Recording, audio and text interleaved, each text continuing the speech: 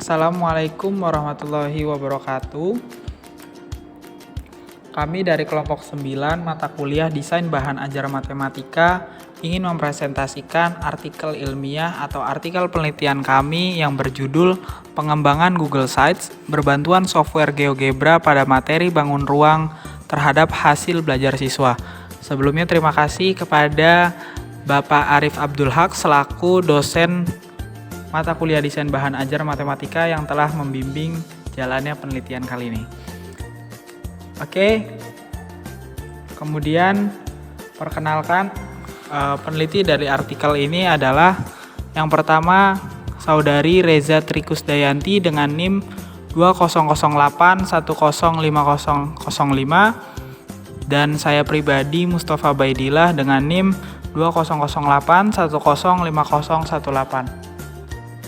Oke, pada pembahasan artikel kali ini yang pertama adalah pendahuluan, yang kedua ada literatur review, yang ketiga metode penelitian, dan yang keempat adalah hasil dan pembahasan. Nah, untuk yang pertama yaitu pendahuluan akan dibahas oleh Saudari Reza Trikusdayanti. Baik, terima kasih kepada moderator. Selanjutnya kita langsung masuk pada bab pendahuluan mengenai latar belakang, di mana pendidikan pada hakikatnya adalah proses komunikasi dan informasi, alat media baru dan bahan belajar bagi peserta didik. Nah, salah satu kurikulum yang dapat digunakan untuk mengembangkan keterampilan tersebut adalah pendidikan matematika. Matematika merupakan ilmu yang abstrak dan sulit untuk dibayangkan. Maka dari hal ini menyebabkan siswa tidak menyukai matematika karena dianggap sulit dan malas untuk dipelajari. Nah, salah satunya adalah pada materi bangun ruang, di mana siswa harus membayangkan dan mendeskripsikan setiap komponen dan fitur spesial dalam kenyataan. Tidak demikian halnya, karena permasalahan tersebut, siswa mengalami kesulitan dalam menyelesaikan permasalahan yang berkaitan dengan bentuk geometri. Oleh karena itu, diperlukannya sarana dan prasarana pembelajaran berupa perangkat pembelajaran yang dapat membantu siswa dalam memahami materi geometri. Nah, media yang dapat digunakan di sekolah itu sangat beragam. Misalnya dalam penelitian Persada pada tahun 2017 yang melakukan penelitian media website dalam peningkatan hasil belajar. Namun penggunaan media website di dalam pengguna situs web saja hanya pengganti metode ceramah yang dianggap membosankan. Oleh karena itu, siswa masih kurang interaksi di dalamnya. Nah, sebagai solusi untuk masalah pembelajaran ini, kita dapat menggunakan media pembelajaran berbasis website. Nah, saat ini sudah banyak platform digital yang bisa digunakan untuk membangun website seperti Google Sites. Nah, Google Sites ini adalah salah satu produk pembuatan website Google yang dapat diakses kapan saja, di mana saja. Nah, Google Sites juga terintegrasi secara mulus hanya dengan jaringan internet, menjadikan mudahnya dan nyaman untuk digunakan. Namun di balik masalah itu, masalah bangun ruang Google Sites saja tidak cukup untuk meningkatkan pembelajaran siswa. Jadi diperlukannya perangkat lunak tambahan. Salah satu program yang dapat memvisualisasikan materi geometri adalah software GeoGebra. Dengan software GeoGebra, guru dapat dengan mudah memahami bahkan materi matematika dari hal-hal yang abstrak dengan menggunakan visualisasi yang berbeda dari software GeoGebra. Untuk itu, dapat diharapkan dari penerapan Google Sites menggunakan software GeoGebra ini menghasilkan hasil belajar siswa yang meningkat. Nah, dari latar belakang tersebut, maka didapatkan sebuah rumusan masalah. Yang pertama, bagaimana keefektifan media pembelajaran Google Sites berbantuan GeoGebra pada materi bangun ruang. Yang kedua, bagaimana pengaruh media pembelajaran Google Sites berbantuan GeoGebra terhadap hasil belajar siswa. Kemudian akan didapatkan tujuan dari penelitian ini adalah dapat mengetahui keefektivitasan media pembelajaran Google Sites berbantuan GeoGebra pada materi bangun ruang, dan yang kedua dapat mengetahui pengaruh media pembelajaran Google Sites berbantuan GeoGebra terhadap hasil belajar siswa. Pembahasan yang selanjutnya adalah mengenai literatur review.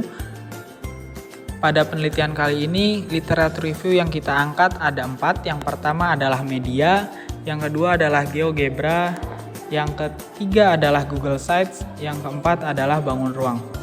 Nah, Media yang pertama adalah sumber yang digunakan pada proses pembelajaran.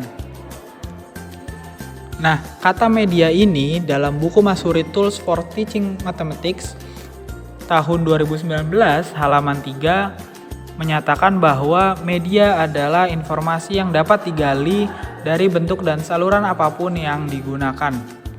Nah, beberapa ahli juga mendefinisikan media pembelajaran sebagai kegiatan pembelajaran yang menggunakan media sebagai bentuk mediasi yang berkaitan dengan materi yang sedang dibahas dan memfasilitasi kegiatan belajar siswa dan guru. Kemudian yang kedua, literatur review yang kedua adalah GeoGebra. GeoGebra sendiri adalah kombinasi dari kata geometri dan aljabar. Tetapi program ini tidak terbatas pada kedua topik ini dan dapat mendukung topik matematika yang jauh lebih luas. Nah, GeoGebra sendiri merupakan perangkat lunak yang dikembangkan pada tahun 2001 oleh Marcus Hohenwarter dari Florida Atlantic University di Amerika. Nah, GeoGebra merupakan program yang sangat cocok untuk berbagai cara mempresentasikan objek matematika karena GeoGebra sendiri sebagai perangkat lunak geometri dinamis membantu dalam pembentukan titik, garis, dan berbagai bentuk kurva. Kemudian literatur review yang selanjutnya adalah Google Sites, di mana Google Sites adalah produk yang dikembangkan oleh Google sebagai platform pembuatan situs web untuk memudahkan pengguna membuat situs web untuk penggunaan pribadi atau kelompok. Nah, menurut Valuyo tahun 2021, Google Sites adalah aplikasi web yang memungkinkan pengguna membuat situs web dengan mudah tanpa keahlian pemrograman web dan memiliki tampilan yang sangat menarik. Kemudian, literatur review yang keempat mengenai bangun ruang.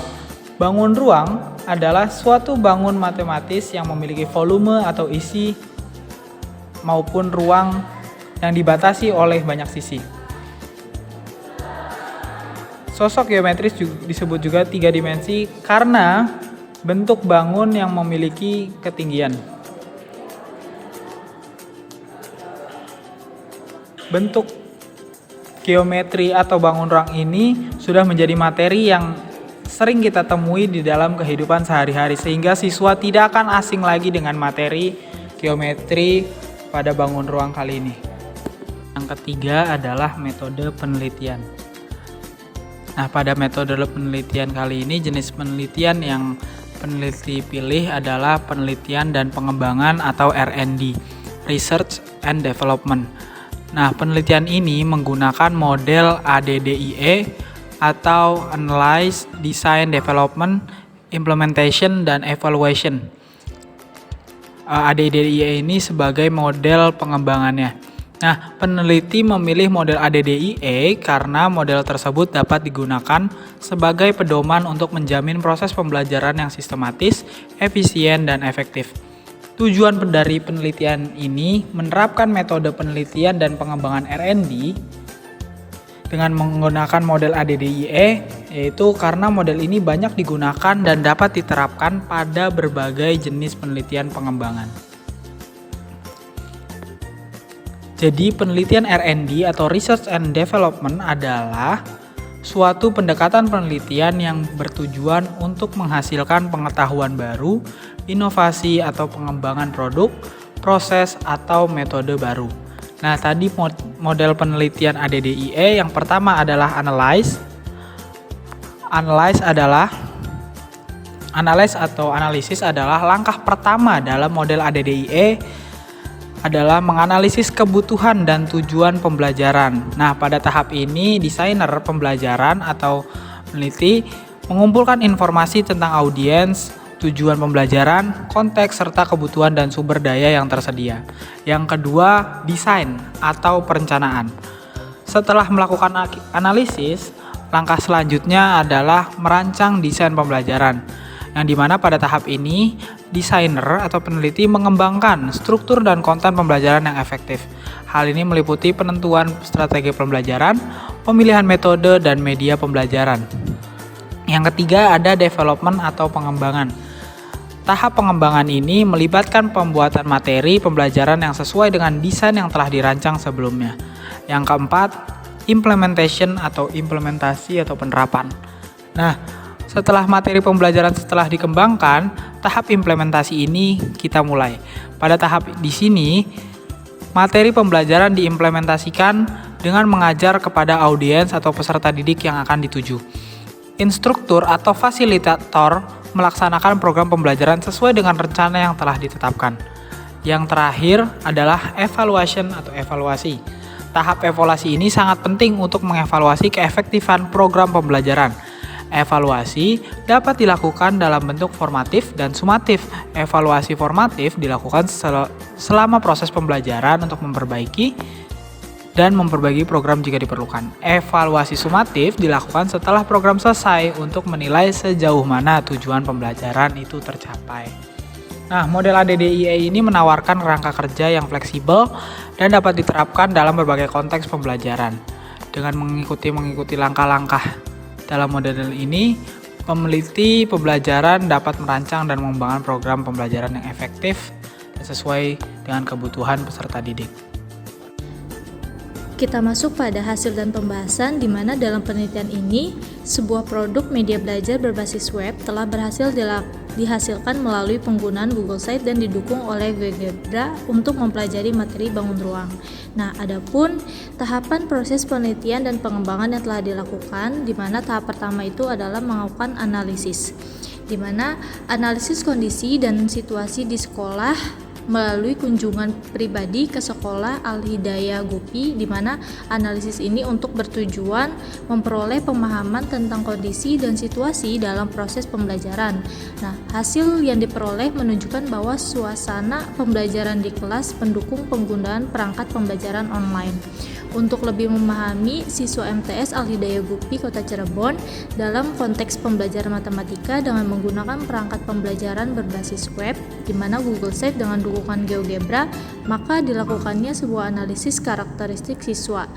Nah, analisis ini meliputi penilaian terhadap tingkat pengetahuan, keterampilan, dan perkembangan siswa. Hasil dari langkah analisis ini akan digunakan sebagai panduan untuk mengembangkan perangkat pembelajaran web untuk Google Sites menggunakan GeoGebra. Yang kedua ini adalah mengenai desain atau perencanaan. Yang pertama ini adalah pengkajian materi. Berdasarkan tahap analisis yang dikembangkan perangkat pembelajaran berbasis web dengan materi bangun datar kelas 8 SMP. Nah, yang kedua adalah rancangan awal, di mana proses pembuatan website ini dimulai dengan membuat judul materi, menjelaskan isi materi, termasuk video pembelajaran, dan memberikan latihan dan kuis. Dan yang ketiga ini ada perancangan instrumen, di mana alat penilaian kualitas produk yang dikembangkan adalah formulir, daftar pilihan atau checklist. Kemudian instrumen tes, jenis tes yang digunakan untuk mengukur prestasi belajar siswa yaitu pretest dan post-test. Kita masuk pada tahap ketiga yaitu mengenai development atau pengembangan, di mana pada tahap ini proses produksi bahan ajar berlangsung. Nah, pada tahap ini dibuat sesuai dengan desain perencanaan yang sudah jadi. Pada fase ini dibuat komponen multimedia pendukung seperti teks dan gambar. Adapun hasil produksi media ditunjukkan pada gambar yang terlampir di layar, di mana yang pertama itu ada menu home dari bangun ruangnya. Terus yang kemudian pada bagian bawahnya itu mengenai pengenalan bagi sebuah bangun ruang. Kemudian ada menu materi. Di sini terdapat materi seperti bangun ruang kubus maupun balok. Kemudian terdapat penjelasannya serta rumus-rumus terkait kubus dan balok. Kemudian ada menu video pembelajaran. Nah, di mana video pembelajaran ini terkait pembuatan GeoGebra. Nah, kemudian ada tampilan menu latihan, di mana siswa bisa melakukan latihan GeoGebra mengenai bentuk bangun ruang seperti kubus ataupun balok. Nah, yang terakhir adalah menu kuis. Nah, di sini nanti para siswa akan mengerjakan kuis setelah mempelajari materi yang sudah diberikan. Kita masuk pada pembahasan keempat mengenai implementation atau penerapan, di mana pada fase ini implementasi keempat dalam model pengembangan ID.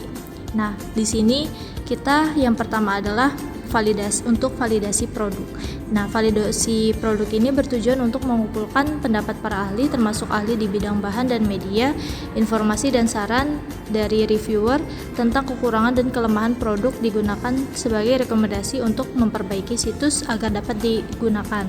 Nah, yang pertama ini adalah validasi kepada ahli materi. Nah, validasi ahli materi ini diisi oleh guru matematika di MTS Al-Hidayah Gupi. Nah, di mana hasilnya ini menurut penilaiannya adalah untuk di sini terdapat dua aspek. Yang pertama itu adalah desain bahan bimbingan dan yang kedua adalah kebahasaan. Nah, dari dua aspek tersebut mendapatkan hasil presentasenya itu adalah 100. Nah, maka didapatkan ahli materi itu tergolong sangat valid. Dengan demikian, validasi seluruh materi juga mencapai 100%, menunjukkan bahwa kategorisasi yang sangat tepat sesuai dengan kategorisasi yang telah ditetapkan oleh Mulyati Ningsih. Kemudian yang kedua ada validasi pada ahli media. Nah, pada validasi ahli media ini terdapat dua aspek. Yang pertama itu adalah rekayasa perangkat lunak dan yang kedua adalah komunikasi visual, di mana hasil dari rekayasa perangkat lunak ini adalah persentasenya 91,67% dan untuk komunikasi visualnya itu 84,38%. Nah, dari dua aspek tersebut maka telah divalidasi bahwa sangat valid. Nah, dari dua aspek tersebut didapatkan keseluruhan persentasenya itu adalah 87,5% yang menunjukkan kategorisasi yang sangat tepat sesuai dengan kategori yang ditetapkan oleh Mulyati Ningsih. Kemudian adalah kepraktisan, di mana untuk menguji kepraktisan dari media yang telah kita buat adalah dengan memberikan sebuah angket kepada 20 siswa kelas 8 di MTS Al-Hidayah Gupi. Nah, hasil yang didapat yaitu di sini terdapat 3 aspek. Yang pertama rekayasa perangkat lunak, yang kedua itu adalah desain pembelajaran, yang ketiga itu adalah komunikasi visual. Nah, dari masing-masing aspek, yang pertama itu rekayasa perangkat lunak mendapatkan persentasenya adalah 80%, artinya itu adalah valid. Yang kedua itu ada desain pembelajaran dengan persentase 79,5% yaitu valid, dan yang terakhir yang ketiga komunikasi visual dengan 79,75% adalah sangat valid. Nah, total keseluruhan dari 3 aspek tersebut adalah 79,73% yang menunjukkan kategorisasi yang valid sesuai dengan kategori yang ditetapkan oleh Mulyati Ningsih. Nah, berdasarkan jawaban siswa secara umum dinilai valid, artinya perangkat pembelajaran berbasis web memanfaatkan website Google ini praktis untuk digunakan. Masuk pada efektivitas, di mana efektivitas produk pengembangan bergantung pada nilai siswa yang berasal dari nilai pretest dan posttest. Nah, untuk menganalisis nilai siswa, kita menggunakan uji T di dalam perangkat lunak SPSS. Nah, persyaratan dari yang harus dipenuhi untuk uji T yaitu data harus terdistribusi secara normal. Nah, adapun hipotesis yang diajukan untuk menguji normalitas data adalah sebagai berikut. Yang pertama, H0 adalah data memiliki distribusi yang normal. Yang kedua, H1 data tidak memiliki distribusi yang normal. Nah, dalam kesimpulan, maka dinyatakan nilai signifikannya itu adalah lebih besar dari 0,05. Nah, jika H0 diterima, maka menunjukkan bahwa data terdistribusi secara normal. Namun jika nilai yang tidak signifikan, maka yaitu kurang dari 0,05, maka H1 itu diterima. Nah, kemudian kita lihat pada hasil dari uji normalitas data. Nah, dari tabel tersebut didapatkan nilai signifikansi untuk normalitas pretest adalah 0,406. Nah, sedangkan untuk normalitas posttest adalah 0,001. Nah, dengan demikian berdasarkan hipotesis sebelumnya dapat disimpulkan bahwa data memiliki distribusi normal karena hasil dari kedua data menunjukkan bahwa 0,406 lebih besar dari 0,05. Nah, kemudian pada tabel selanjutnya, yaitu mengenai parent sample test. Di sini karena data terdistribusi secara normal, langkah selanjutnya adalah kita melakukan uji T menggunakan metode parent sample t-test. Nah, adapun hipotesis dari uji T ini di mana H0 tidak ada perbedaan yang signifikan dalam rata-rata nilai belajar siswa antara pretest dan posttest. Nah, yang kedua H1 terdapat perbedaan yang signifikan dalam rata-rata hasil nilai belajar siswa antara pretest dan posttest. Kemudian jika kita perhatikan pada tabel parent test sample test ini, bahwa hasil yang diperoleh adalah nilai T hitungnya itu sebesar min 4,216 yang kemudian diubah menjadi nilai positif menjadi 4,216. Nah, sementara itu nilai T tabel yang diambil dari tabel T adalah 1,729. Nah, dengan demikian dapat disimpulkan bahwa T hitung lebih besar dari T tabel, di mana 4,216 itu lebih besar dari 1,729. Yang dapat kita simpulkan dari penggunaan metode pertama adalah menolak H0 dan menerima H1. Nah, hal ini mengindikasikan bahwa terdapat perbedaan yang signifikan dalam rata-rata nilai siswa antara pretest dan posttest. Nah, kemudian dari tabel sampel test ini juga ditemukan bahwa angka signifikan memiliki nilai 0,00. Nah, oleh karena itu dapat disimpulkan bahwa signifikansi 0,0 itu kurang dari 0,05, menunjukkan adanya perbedaan signifikan antara rata-rata nilai siswa sebelum dan sesudah dilakukan tes. Nah, kemudian kita lihat pada hasil belajar siswanya. Nah, pada tahapan dalam menentukan hasil belajar siswa, uji coba ini dilakukan pada 20 murid di MTS Al-Hidayah GUPI Kota Cirebon, di mana langkah awalnya adalah murid diminta untuk menyelesaikan 10 pertanyaan pretest yang mencakup topik bangun ruang. Setelah menyelesaikan pernyataan tersebut, murid diberikan akses ke media pembelajaran interaktif berbasis web melalui tautan berikut yang dibagikan di grup kelas. Nah, setelah mempelajari materi di media pembelajaran tersebut, murid diminta untuk menjawab 10 pertanyaan posttest yang identik dengan pertanyaan pretest. Nah, adapun hasil dari analisis data tersebut dapat disimpulkan bahwa sebanyak 16 dari 20 siswa, yaitu 80% anak berhasil mencapai KKM. Ini mengindikasikan bahwa penggunaan media pembelajaran berbasis web ini dengan berbantuan GeoGebra sangat berhasil dalam meningkatkan prestasi belajar siswa pada materi bangun ruang. Nah, terlihat pada sebelum menggunakan media pembelajaran berbasis web hanya 40% siswa yang mencapai KKM, di mana terdapat peningkatan sebesar 50% dari tingkat keberhasilan sebelum penggunaan media pembelajaran berbasis website. Nah, kemudian yang terakhir adalah mengenai evaluasi. Nah, pada tahap terakhir dalam model pengembangan EDDIE ini adalah tahap akhir. Nih, pada tahap ini evaluasi dilakukan untuk setiap tahap. Nah, evaluasi hasil yang diperoleh dari setiap tahap, baik itu dari ahli materi dan media, guru maupun siswa selama proses pengembangan hingga tahap implementasi. Tahap ini merupakan tahap akhir evaluasi di mana seluruh tahapan sebelumnya telah dievaluasi dan dilakukan evaluasi akhir sekali lagi untuk memastikan keberhasilan semua tahapan. Selanjutnya saya kembalikan lagi kepada moderator. Dari pemaparan hasil dan pembahasan yang sudah dipaparkan tadi, kita simpulkan bahwa media dengan menggunakan Google Sites dan berbantuan GeoGebra ini, khususnya pada materi bangun ruang, sudah dapat digunakan di sekolah. Selain itu, perangkat pembelajaran berbasis web ini sudah diuji valid dan dapat diterapkan serta secara signifikan meningkatkan hasil belajar siswa. Baik, itulah pemaparan dari kelompok kami mengenai artikel penelitian pengembangan Google Site berbantuan software GeoGebra pada materi bangun ruang terhadap hasil belajar siswa. Jika ada kurangnya mohon maaf. Terima kasih. Wassalamualaikum warahmatullahi wabarakatuh.